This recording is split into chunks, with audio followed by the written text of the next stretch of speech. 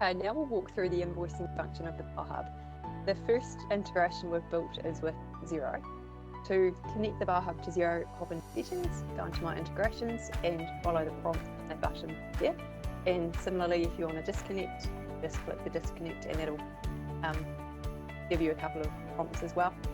Then if you've got a connection set up, when you go into a job card that's in completed status, you'll see the invoice section displayed. And this invoice section, so the customer name in here is copied across from the customer you made the job card out to. It is just a text field just to remind you who the job's been made out to. Then you click into the Get Xero Customer field to actually select your proper customer from Xero. And in this example, we're making it out to Test Company 1. So we'll choose Test Company 1 from the list displayed to us. Then the next option you've got is the choice to either create a new invoice or you can add it to an existing invoice. And if we choose to add it to an existing invoice, we click the button to the right and into the search field, and the options returned to us are all of the draft invoices made out to this Xero customer here. So any invoices that are completed are not returned, and no invoices made out to other customers are returned in the list either. In this example, we will create a completely new invoice.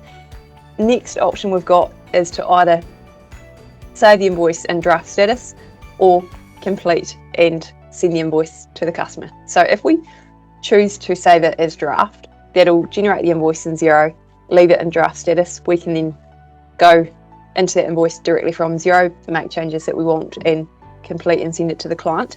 If we choose to complete and send the invoice, it generates a new invoice, marks it as completed and initiates the email to the client. So in this example, we're going to choose the option to leave it as draft.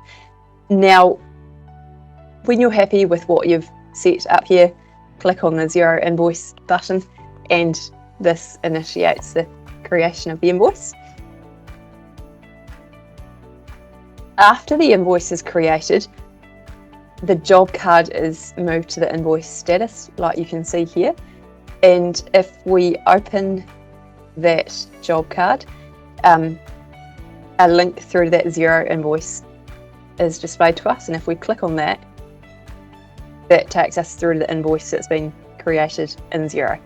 So we can see on this invoice here all the details. This is the customer that had a 10% discount applied to it. So you can see the 10% discount applied to the hose and then the two inventory items. We do take across all of the data such as the PO number. And because we chose to leave this as a draft invoice, it's still in the draft invoice status.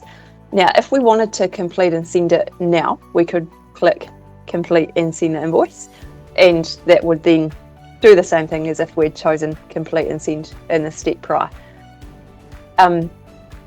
The other thing to note is we do attach a copy of the customer-facing job card to the invoice.